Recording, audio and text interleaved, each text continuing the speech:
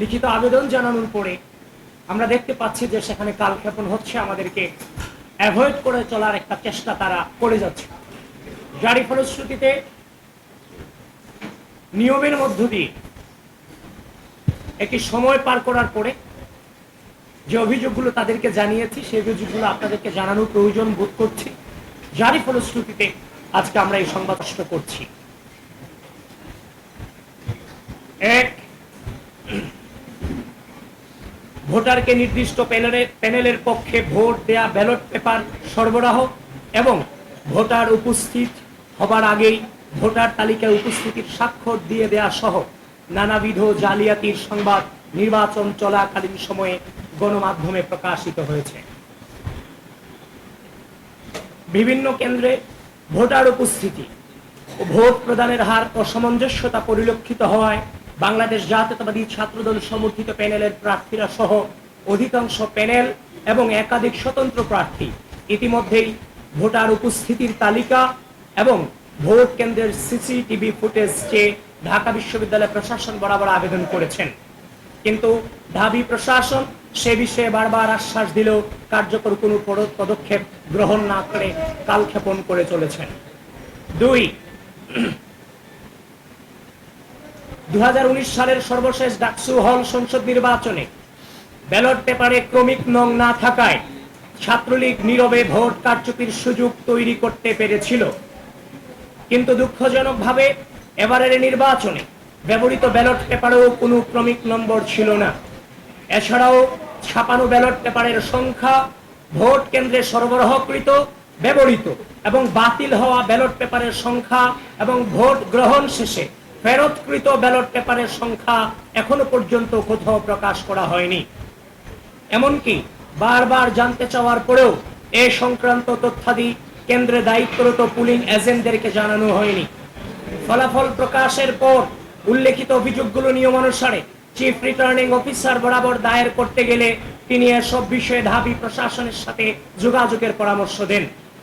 পরবর্তীতে ballot paper সংক্রান্ত ইস্যুতে একাধিক প্রার্থী ও পুলিং এজেন্ট কর্তৃক যথাযথ প্রক্রিয়া অনুসারে অভিযোগ দায়ের করার পরও ঢাবি প্রশাসন তদন্তের মাধ্যমে প্রয়োজনীয় ব্যবস্থা গ্রহণ না করে নানা অজুহাতে কালক্ষেপণ করে চলেছেন।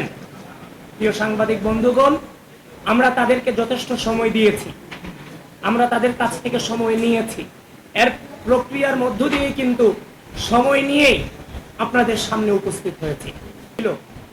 বিভিন্ন কারচুপি হওয়া এবং নেগেটিভ রেজাল্ট আসার পরে বিভিন্ন আন্দোলন করা, আপনারা আমাদেরকে জিজ্ঞাসা করেছিলেন যে আমরা কোনো আন্দোলনে যাব কিনা, কোনো প্রকার মিছিল মিটিং কিংবা অবরোধে যাব কিনা। আমরা বলেছি আমরা প্রক্রিয়া অনুসরণ করে আমরা সামনে এগুচ্ছি, অতি দ্রুতই আমরা আপনারা আমাদের অবস্থান সম্পর্কে জানতে পারবেন।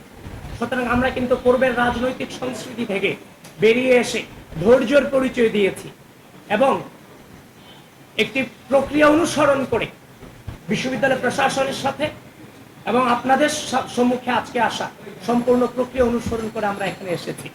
এই জন্য বাংলাদেশ জাতীয়তাবাদী ছাত্র দলকে আমি ধন্যবাদ জানাতে চাই যে তারা ধৈর্য ধারণ করেছে এবং পূর্বের যে রাজনৈতিক সংস্কৃতি সেটা থেকে বেরিয়ে এসে নতুন বাংলাদেশের নতুন রাজনৈতিক সংস্কৃতি প্রচলনে তারা গুরুত্বপূর্ণ ভূমিকা রেখেছে। 3,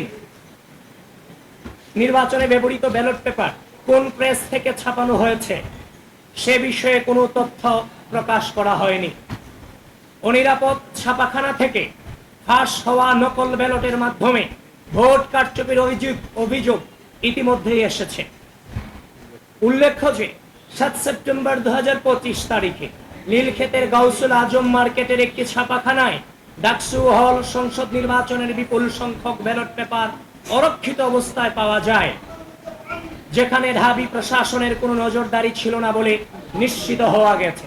অভিযোগ নির্বাচনের দিন পেয়েছি এবং যিনি সেদিন তিনিও নির্বাচন করেছিলেন, যিনি সেখানে ছিলেন তার বুকমার্ক আনতে গিয়ে সারেজমিনে সেখানে তিনি উপস্থিত ছিলেন এবং যিনি সে ছবি তুলেছিলেন, ব্যালট পেপারের ছবি তুলেছিলেন, তিনিও আজকে সংবাদ সম্মেলনে আমাদের সামনে উপস্থিত আছেন। প্রিয় বন্ধুগণ, আমরা নির্বাচনের দিন যখন এই ছবি পেয়েছি আমরা বিশ্বাস করতে চাইনি, নানান বাস্তবতার কারণে কিংবা ব্যস্ততার কারণে আমরা সেটাকে এড়িয়ে গিয়েছিলাম, কিন্তু পরক্ষণেই যখন দেখতে পেলাম তার নিজ হাতে ছবি তোলা এই যে ব্যালট পেপারের ছবি এবং যে আঙ্গুল দেখছেন, সে আঙ্গুলও কিন্তু সেই ছেলেটারই আঙ্গুল। এবং সেখানে আমরা সেই ফোন থেকে আমরা আইফোনে ছবি তোলা, সেখানে 7 সেপ্টেম্বর 2025 রাত 12:57 AM লেখা আছে। সুতরাং এটাকে ভুল প্রমাণিত করার কোনো সুযোগ আমাদের হাতে কিংবা আপনাদের হাতে নেই। সেজন্য এই বিষয়টাতে বিশ্ববিদ্যালয় প্রশাসন কোনোভাবে হালকাভাবে নেওয়ার সুযোগ নেই। বিশ্ববিদ্যালয় প্রশাসনকে এই ব্যাপারে জোরালোভাবে তাদের অবস্থান এই জাতির সামনে এবং বিশ্ববিদ্যালয়ের সামনে তুলে ধরতে হবে। ডাকসু নির্বাচন অনুষ্ঠিত হবার 4 দিন পর তথা 13 সেপ্টেম্বর 2025 শনিবার ঢাকা বিশ্ববিদ্যালয় প্রশাসন কর্তৃক প্রকাশিত বিজ্ঞপ্তি অনুসারে ভোট গণনা মেশিন এবং সফটওয়্যারের নির্ভুলতা ও বিশ্বাসযোগ্যতা যাচাইয়ের সময় নির্দিষ্ট কয়েকজন শিক্ষক ও টেকনিশিয়ান উপস্থিত থাকলেও ভোটার ও প্রার্থীদেরকে এই বিষয়ে মোটেও অবহিত করা হয়নি। ভোট গণনার বিষয়ে ইতিমধ্যেই নানান অভিযোগ বিতর্ক সামনে এসেছে, কিন্তু একটি কার্যকর গণনা প্রক্রিয়া নিশ্চিত করা গেলে এই ধরনের বিতর্ক তৈরি হতো না। 5, প্রত্যেক প্রার্থীর কাছ থেকে প্রতিটি কেন্দ্র থেকে একজন করে পুলিং এজেন্ট নেয়ার বিজ্ঞপ্তি প্রকাশ করলেও ভোটের আগের রাতে পুলিং এজেন্টদের তালিকা প্রকাশ করা হয়, যেখানে প্রার্থীদের প্রস্তাবিত বিভিন্ন কেন্দ্রের পুলিং এজেন্টদের বাদ দেওয়া হয়। কোন প্রক্রিয়ার মাধ্যমে পুলিং এজেন্টদেরকে বাছাই করা হয়েছে তা প্রকাশ করা হয়নি। 6, ভোট গ্রহণের আগে পুলিং এজেন্টদেরকে আইডি কার্ড সরবরাহ করার কথা থাকলেও তা যথাসময়ে সরবরাহ করা হয়নি, যার কারণে অনেক পুলিং এজেন্ট যথাসময়ে ভোট কেন্দ্রের সম্মুখে উপস্থিত হয়েও ভোট কেন্দ্রে প্রবেশ করতে পারেনি এবং অনেক ভোট কেন্দ্রে পুলিং এজেন্টের অনুপস্থিতিতে পক্ষপাত দুষ্ট অবস্থায় ভোট গ্রহণ শুরু হয়। একটি নির্দিষ্ট প্যানেল বাদে সকল প্রার্থী ও প্যানেলকে জানানো হয়েছিল যে 8টি ভোট কেন্দ্রে ভোট গ্রহণ হবে, কিন্তু ভোট গ্রহণের দিন দেখা যায় যে 8টি ভোটিং এরিয়ায় মোট 18টি ভোট কেন্দ্রে ভোট গ্রহণ করা হচ্ছে, যে কারণে ওই নির্দিষ্ট প্যানেল ব্যতীত আর কোনো প্রার্থী বা প্যানেল 18টি কেন্দ্র অনুসারে পুলিং এজেন্ট নিয়োগ করতে পারেনি। 8, ডাকসু হল সংসদ নির্বাচনে কোন প্রক্রিয়া অনুসরণ করে পুলিং অফিসার নিয়োগ দেওয়া হয়েছে সে বিষয়ে অস্পষ্টতা রয়েছে।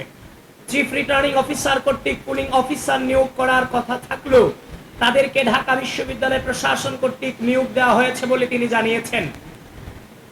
নির্বাচনী আচরণবিধি সম্পর্কে ন্যূনতম ধারণা না থাকায় অধিকাংশ পুলিং অফিসার নির্বাচনী আচরণবিধি সম্পর্কে সাংবাদিকদেরকে ভুল তথ্য দিয়ে প্রার্থীদের বিরুদ্ধে আচরণবিধি লঙ্ঘনের ভুয়ো অভিযোগ তুলে নির্বাচনকে প্রভাবিত করেছেন, যার ভুক্তভোগী আমি নিজে, সেটা আপনারা অবশ্যই জানেন।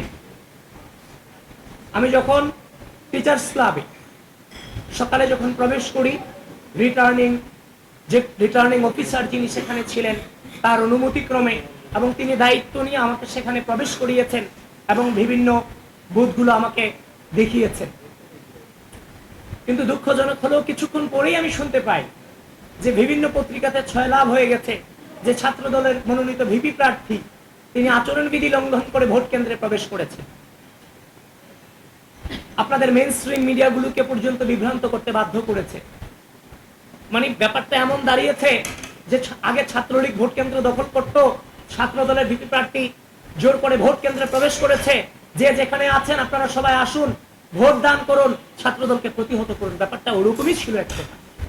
এই যে নেগেটিভ ইম্প্যাক্ট আমাদের উপরে পড়েছে নির্বাচন চলাকালীন সময়, এবং কি যেখানে গঠনতন্ত্রের স্পষ্ট উল্লেখ আছে আমাদের সেখানে যাওয়ার ভিপি জিএসদের সেখানে প্রদর্শনী করার অধিকার আছে, এই যে আমাদের উপর যে অন্যায় হয়েছে এর বিচার কি হওয়া উচিত, এর দায়ভার কে নেবে?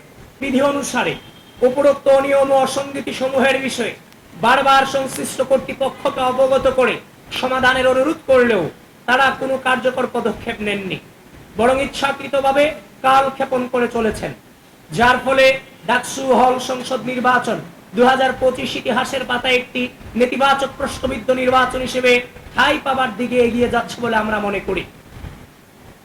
গণতান্ত্রিক মূল্যবোধের ধারক বাহক যে সংগঠনের সকল পর্যায়ের নেতাকর্মীদের সুদীর্ঘ সংগ্রাম ও সর্বোচ্চ আত্মত্যাগের উপর ভিত্তি করে বাংলাদেশ গণতান্ত্রিক পুনরুজ্জাগরণের দিকে এগিয়ে যাচ্ছে, সেই বাংলাদেশ জাতীয়তাবাদী ছাত্র দলের প্রতিনিধি হিসেবে গণতান্ত্রিক প্রক্রিয়াকে এভাবে ভুলুণ্ঠিত হতে দেখা আমাদের জন্য চরম হতাশাজনক ও কষ্টদায়ক। আমরা তারপরও আশা রাখব যে ঢাকা বিশ্ববিদ্যালয় প্রশাসন গণতান্ত্রিক মূল্যবোধের অন্যতম স্তম্ভ স্বচ্ছতা ও জবাবদিহিতার পথে ফিরে এসে উপরোক্ত অনিয়ম এবং অসঙ্গতি সমূহের বিষয়ে যথাযথ তদন্তপূর্বক সকলের সামনে সত্য উন্মোচন করবে।